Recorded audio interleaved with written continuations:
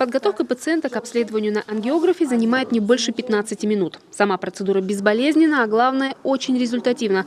Поставить можно точный диагноз даже в самых сложных случаях. Аппарат способен найти нарушение сосудов с точностью до миллиметра, а значит и оперировать быстро и ювелирно. Мы в этом году начали работать в новой операционной и увеличили количество таких трудоемких высокотехнологичных вмешательств, в частности на сосудах головного мозга. На следующий год мы увеличиваем количество операций на прецеребральных сосудах, тех, которые несут к голове кровь, в 2 раза. Значит, на сосудах головного мозга это операции по окклюзии, аневризм и профилактики повторных геморрагических инсультов. В 2 раза мы тоже увеличиваем количество.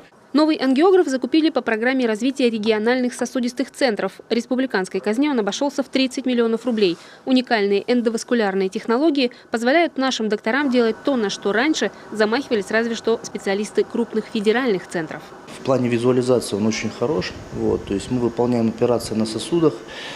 Понятно, что в нейрохирургии есть операции, которые делаются открыто, то есть с трепанацией.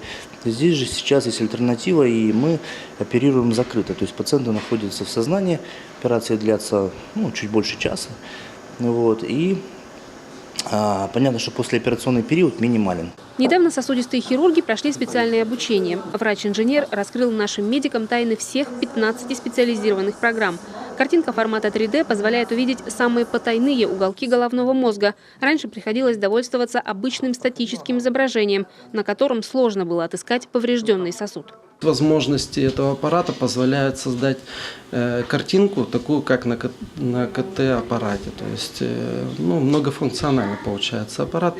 И поэтому мы можем делать более сложные теперь операции, такие как аневризмы, уже достаточно проблемные на самом деле в сложных местах. То есть раньше это было невозможно сделать, потому что тяжело было добраться до этого места. Теперь мы можем это сделать с помощью новых функций. Уникальный ангиограф ждут и в Заполярье. Сыктывкарские сосудистые хирурги уже побывали в Воркуте. Теорию рассказали. Как только аппарат поступит, готовы снова отправиться на север, уже с медицинским десантом, чтобы раскрыть все возможности эндоваскулярных технологий.